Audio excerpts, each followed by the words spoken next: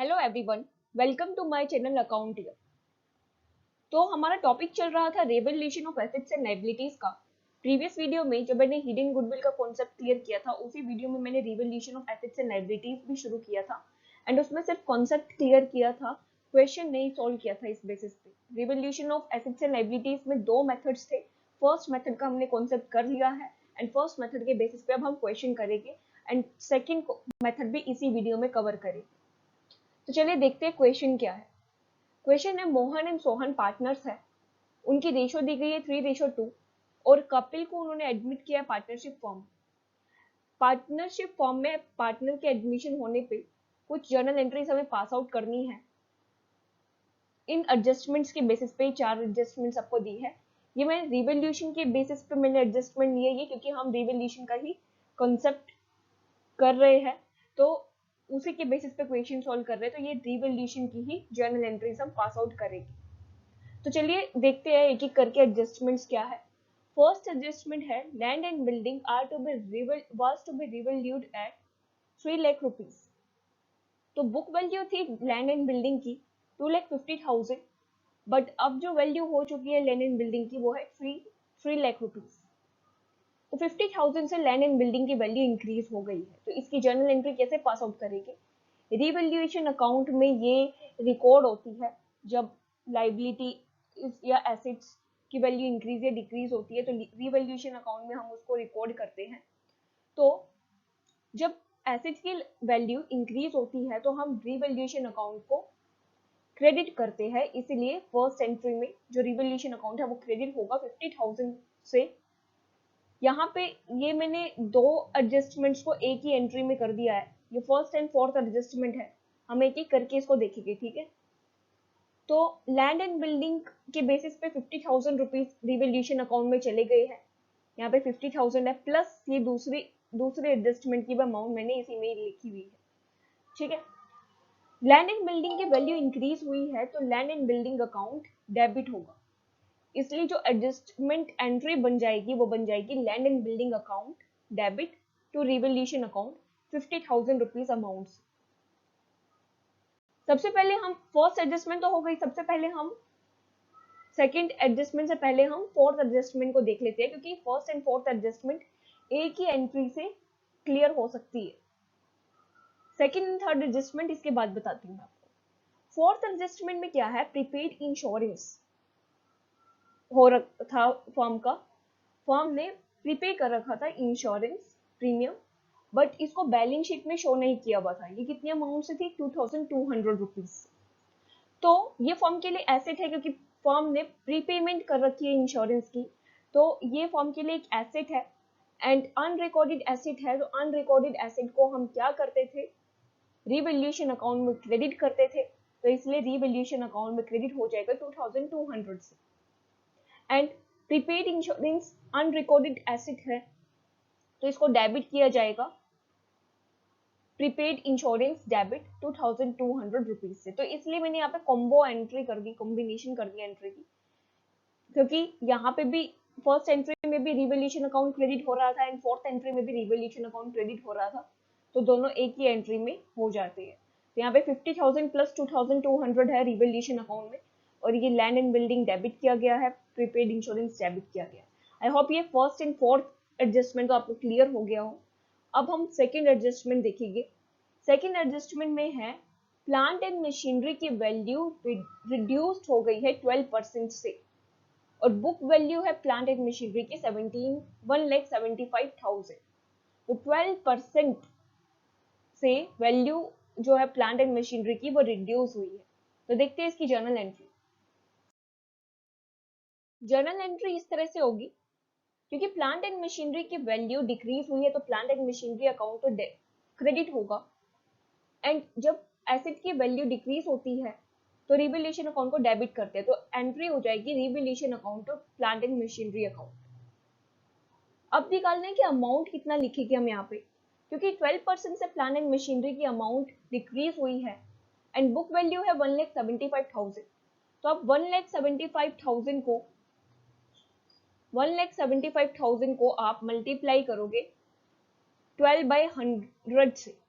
12/100 से आप इसको मल्टीप्लाई करोगे एंड आपको 21,000 रुपीज मिल जाएगी। आपने उसको रिवैल्यूएशन अकाउंट में डेबिट करना है and plant and machinery account में क्रेडिट करना है।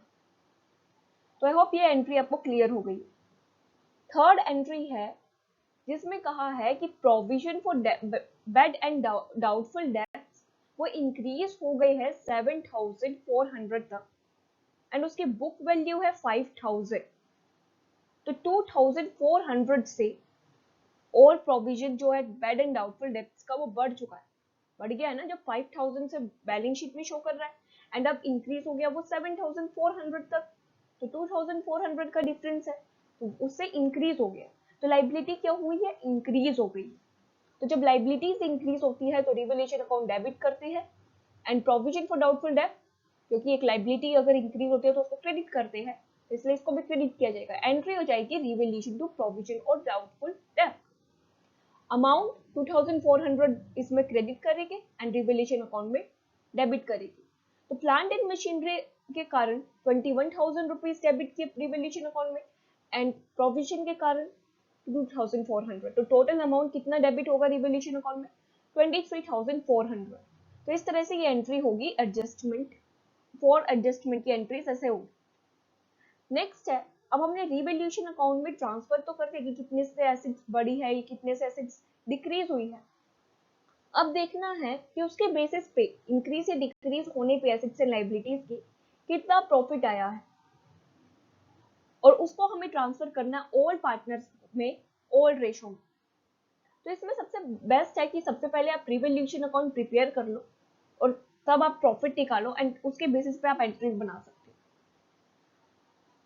रिवैल्यूएशन अकाउंट आप प्रिपेयर करोगे जिसमें आप, क्योंकि प्लांट एंड मशीनरी की वैल्यू डिक्रीज हुई है तो आप इसको डेबिट करोगे प्लांट एंड मशीनरी को। यहाँ पे हमने किया था ना, प्लांट एंड मशीनरी की अमाउंट डिक्रीज हुई थी, तो जब एसेट्स की वैल्यू डिक्रीज होती है तो हम उसे डेबिट करते हैं। 21,000 से किया है एंड यहाँ पे प्रोविजन फॉर डाउटफुल डेट, ये लाइबिलिटीज हमारी इंक्रीज हुई थी, प्रोविजन हमारा बढ़ गया था, तो 2,400 से ये अमाउंट भी डेबिट किया जाएगा। लैंड एंड बिल्डिंग, इसकी वैल्यू इंक्रीज हुई थी, एसेट्स की वैल्यू इंक्रीज होती है तो उसे क्रेडिट करते हैं। 50,000 से हुई थी तो 50,000 लिख दिया यहाँ पे। एंड प्रीपेड इंश्योरेंस एक अनरिकॉर्डेड एसेट है, अनरिकॉर्डेड एसेट को हम क्रेडिट करते हैं रिवैल्यूएशन अकाउंट में, तो इसलिए यहाँ पे आ जाएगा 2,200। अब आपको क्या करना है, इस अमाउंट को प्लस करना है एंड इस अमाउंट को प्लस करना है और देखना है कि कौन सा बैलेंस ज्यादा है। जब आप इन दोनों को प्लस करोगे आपको पता चलेगा यहाँ पे क्रेडिट बैलेंस ज्यादा है, क्योंकि 52,200 से बन रहा है एंड ये है 23,400 से। तो आप क्रेडिट बैलेंस में से डेबिट बैलेंस को माइनस करोगे एंड आपको प्रॉफिट मिलेगा, क्योंकि जब क्रेडिट बैलेंस ज्यादा होता है डेबिट बैलेंस से तो प्रॉफिट होता है रिवैल्यूएशन पे, एंड वो प्रॉफिट जो होगा ऑल पार्टनर्स में, ऑल रेशो में डिस्ट्रीब्यूट किया जाएगा। तो कितना प्रॉफिट आएगा जब आप इसको डिडक्ट करोगे, 28,800 का प्रॉफिट मिलेगा एंड उसको हम डिस्ट्रीब्यूट कर देंगे हरी एंड प्रेम में, उनकी ऑल रेशो में। तो हरी के अकाउंट में आ जाएगा 19,200 एंड प्रेम के कैपिटल अकाउंट में आ जाएगा 9,600। तो देखो एंट्री कैसे पास आउट होगी। रिवैल्यूएशन अकाउंट डेबिट होता है जब फर्म को प्रॉफिट होती है, प्रॉफिट हुआ है फर्म को तो प्रॉफिट हुआ है तो रिवैल्यूएशन अकाउंट डेबिट होता है। और कितने से होगा, 28,800 से, क्योंकि 28,800 का प्रॉफिट आया है। अब इसको ट्रांसफर करना है हरी एंड प्रेम के कैपिटल अकाउंट में, तो उसको हमने ट्रांसफर किया, इसलिए हरी एंड प्रेम का कैपिटल अकाउंट क्रेडिट किया गया है और उनकी अमाउंट से जो भी ट्रांसफर की गई है उनके कैपिटल अकाउंट में, उनकी ओल्ड रेशो में 19,200 एंड 9,600। इस तरह से एंट्रीज पास आउट करेंगे हम रिवैल्यूएशन के बेसिस पे एंड इस तरह से अकाउंट हम प्रिपेयर करेंगे रिवैल्यूएशन का। तो आई होप ये क्वेश्चन आपको क्लियर हुआ हो कि कैसे हम एंट्रीज लिखते हैं एंड कैसे हम अकाउंट प्रिपेयर करते हैं जब आपको क्वेश्चन मिलता है। अब देखते हैं next method revaluation of assets and liabilities का, जिसमें हमें एसेट्स एंड लायबिलिटीज को उनकी ओल्ड वैल्यूज में ही शो करना होता है बैलेंस शीट में। अगर पार्टनर्स ये डिसाइड करते हैं कि वो ओल्ड वैल्यूज पे ही अपनी एसेट्स एंड लायबिलिटीज को शो करेंगे बैलेंस शीट में, तो उस टाइम हमें क्या करना होगा, क्या हमें रिवैल्यूएशन अकाउंट बनाना है, अगर रिवैल्यूएशन अकाउंट नहीं बनाना है तो कौन सा अकाउंट बनाना है, तो चलिए देखते हैं। तो नेक्स्ट मेथड जिसमें एसेट्स एंड लायबिलिटीज को रिवाइज्ड वैल्यू पे शो नहीं किया जाता बैलेंस शीट पे। पार्टनर्स चाहते हैं कि वो अपनी एसेट्स एंड लायबिलिटीज को ओल्ड वैल्यूज पे ही शो करें, तो उस टाइम में कैसे हम रिवैल्यूएशन करेंगे? रिवैल्यूएशन तो हमें करना है एसेट्स एंड लायबिलिटीज का, बट बैलेंस शीट में ओल्ड वैल्यूज पे ही हमें एसेट्स एंड लायबिलिटीज को रिफ्लेक्ट करना है। तो इस केस में हमें मेमोरेंडम रिवैल्यूएशन अकाउंट बनाना पड़ता है। टेम्परेरी अकाउंट है ये, हमें रिवैल्यूएशन अकाउंट नहीं मेमोरेंडम रिवैल्यूएशन अकाउंट प्रिपेयर करना पड़ता है। तो देखते हैं revaluation account memorandum revaluation account होता क्या है, कैसे इसको प्रिपेयर करते हैं, क्या इसका प्रोसीजर है और क्या इसका इफेक्ट पड़ता है फॉर्म पे क्योंकि जब हम बैलेंस शीट में ओल्ड वैल्यूज पे एसेट्स एंड लायबिलिटीज को रिकॉर्ड कर देंगे तो रिवैल्यूएशन करने का क्या फायदा होगा, क्या इफेक्ट होगा पार्टनरशिप फॉर्म पे, तो वो भी देखिए। मेमोरेंडम रिवैल्यूएशन अकाउंट तब प्रिपेयर करना पड़ता है जब form value of assets and liabilities को चेंज नहीं करना चाहती बैलेंस शीट में, बट इसका जो इफेक्ट है, रिवैल्यूएशन का जो इफेक्ट है, वो पार्टनर्स कैपिटल अकाउंट से शो करना चाहती है। बेसिकली मेमोरेंडम रिवैल्यूएशन अकाउंट के जो फॉर्मेट होता है वो दो पार्ट्स में डिवाइड। रिवैल्यूएशन में तो एक ही पार्ट था जिसमें हम जितने अमाउंट से एसेट्स एंड लायबिलिटीज चेंज हो रही है वो रिकॉर्ड करते थे, एंड उसके बेसिस पे जो भी प्रॉफिट एंड लॉस आता था वो हम ऑल रेशो में ऑल पार्टनर्स को डिस्ट्रीब्यूट कर देते थे, ट्रांसफर कर देते थे उनके कैपिटल अकाउंट में। बट यहाँ पे दो पार्ट है। अब फर्स्ट पार्ट तो सेम रिवैल्यूएशन अकाउंट की तरह है, जिस तरह से हम उसमें एसेट्स एंड लायबिलिटीज को शो करते थे, जितने अमाउंट से वो चेंज हुई है उस अमाउंट से वही हमने करना है, एंड जो भी उसके बेसिस पे प्रॉफिट एंड लॉस आएगा उसको हम ऑल रेशो में डिस्ट्रीब्यूट कर देंगे। सेम वैसा ही है जैसे हमने रिवैल्यूएशन अकाउंट में किया था। बट यहाँ पे क्या है, सेकेंड पार्ट है जिसमें हमने जो भी रिवैल्यूएशन अकाउंट में एंट्रीज पास करी है उसकी रिवर्स एंट्रीज पास की जाएगी। सेकेंड पार्ट में हमें रिवर्स एंट्रीज पास करनी है जो भी हमने फर्स्ट पार्ट में एंट्रीज पास आउट की है। सपोज करो बिल्डिंग की वैल्यू थी 2 लाख, उसकी वैल्यू इंक्रीज हो गई 3 लाख तक। आपने 1 लाख से बिल्डिंग की वैल्यू शो करी, क्योंकि बिल्डिंग की वैल्यू इंक्रीज हुई है तो आप उसको शो कहाँ करोगे, क्रेडिट साइड पे करोगे रिवैल्यूएशन अकाउंट, राइट।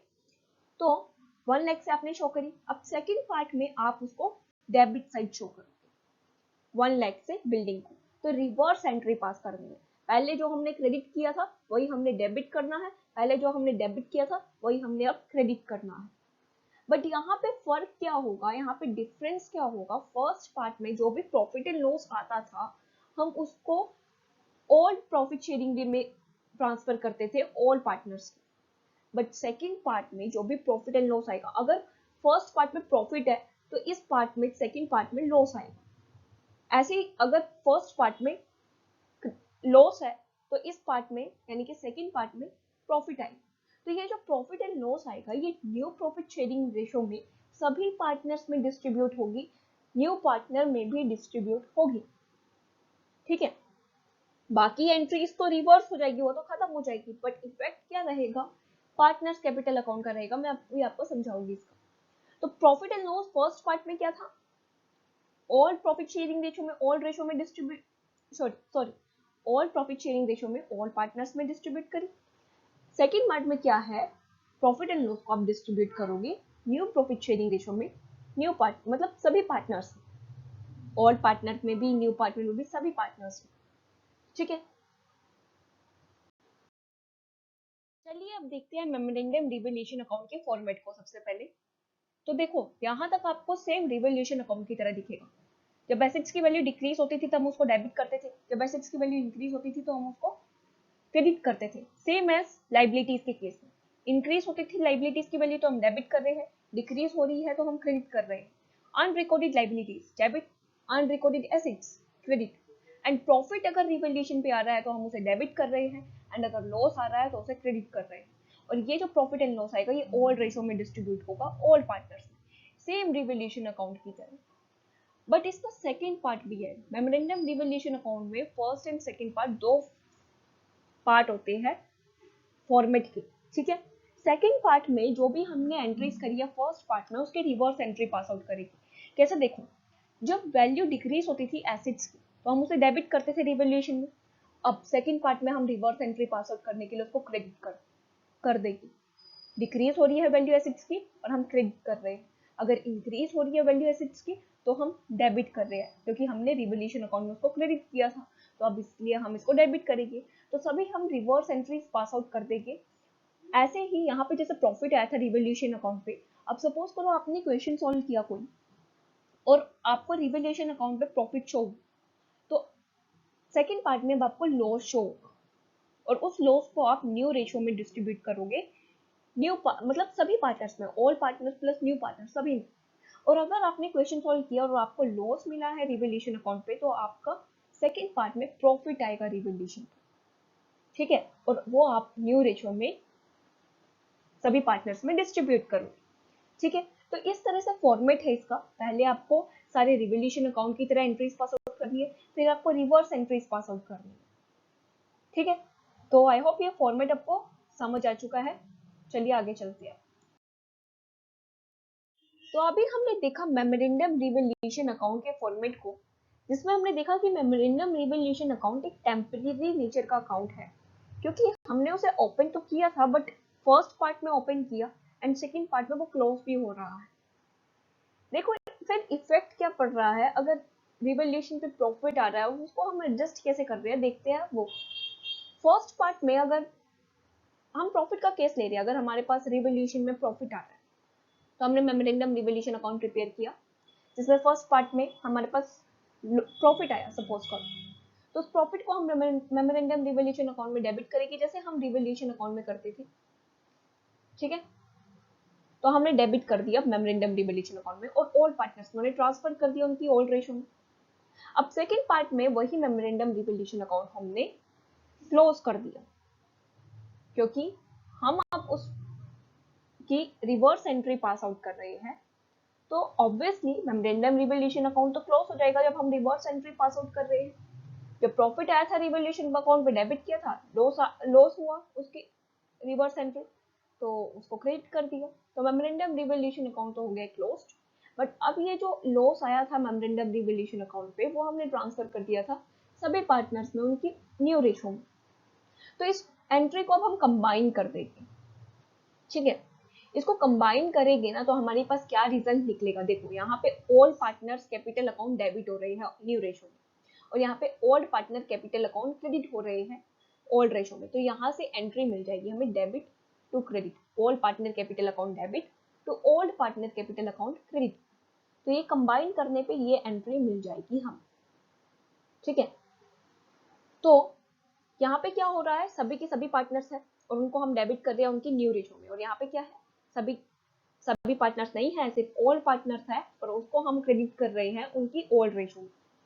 तो यहाँ से हम ओल्ड पार्टनर्स को एक ही जगह पे ले आएंगे। ओल्ड पार्टनर्स, देखो पहले हम ओल्ड पार्टनर्स को क्रेडिट कर रहे हैं, फिर हम ओल्ड पार्टनर्स को डेबिट भी कर रहे हैं, तो जब हम पार्टनर्स कैपिटल अकाउंट प्रिपेयर करते हैं, पार्टनर कैपिटल अकाउंट प्रिपेयर करते हैं, तो जब उसमें हम क्रेडिट करेंगे एंड डेबिट भी करेंगे, तो वो हम डेबिट का अमाउंट ना हम यहीं पे ले आएंगे, और जब हम डेबिट का अमाउंट क्रेडिट में लेके आएंगे तो माइनस में आएगा, ठीक है ना।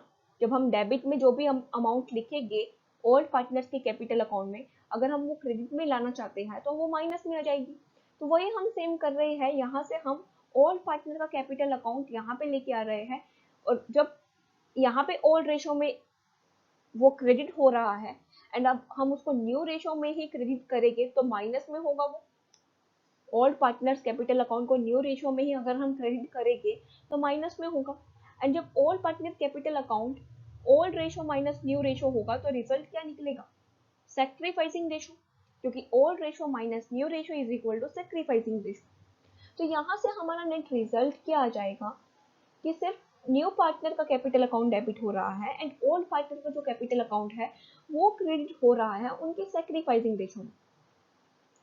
तो ये रिजल्ट निकलता है मेमोरेंडम रिवोल्यूशन अकाउंट करने का, और जब पार्टनर्स ये डिसाइड करते हैं कि वो अपनी एसेट्स एंड लायबिलिटीज को रिवाइज वैल्यू पे शो नहीं करेंगे, यानी कि बैलेंस शीट वैसी ही रहेगी जैसे पहले थी, पर इफेक्ट तो पड़ना चाहिए ना। अब एसेट्स की वैल्यू इंक्रीज या डिक्रीज होने के कारण प्रॉफिट आया है, प्रॉफिट में उसको शेयर तो नहीं मिलना चाहिए, उसको एडवांटेज तो नहीं मिलनी चाहिए न्यू पार्टनर को।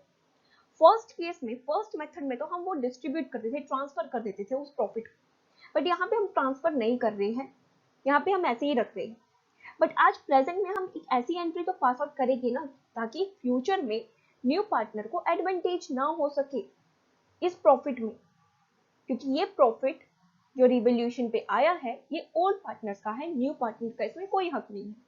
तो ये एक एडजस्टमेंट एंट्री हो जाएगी इस केस में एट प्रेजेंट, ताकि फ्यूचर में न्यू पार्टनर को इस प्रॉफिट में कोई हिस्सा ना मिले, क्योंकि यहाँ पे हम एंट्री पास आउट कर देंगे new partner capital account debit to old partner capital account. तो आई होप ये कॉन्सेप्ट आपको क्लियर हुआ हो, एंड इससे रिलेटेड एक क्वेश्चन भी सॉल्व करेंगे हम, बट वो नेक्स्ट वीडियो में करेंगे, ये वीडियो काफी लेंथी हो गई है। तो अभी के लिए बस इतना ही।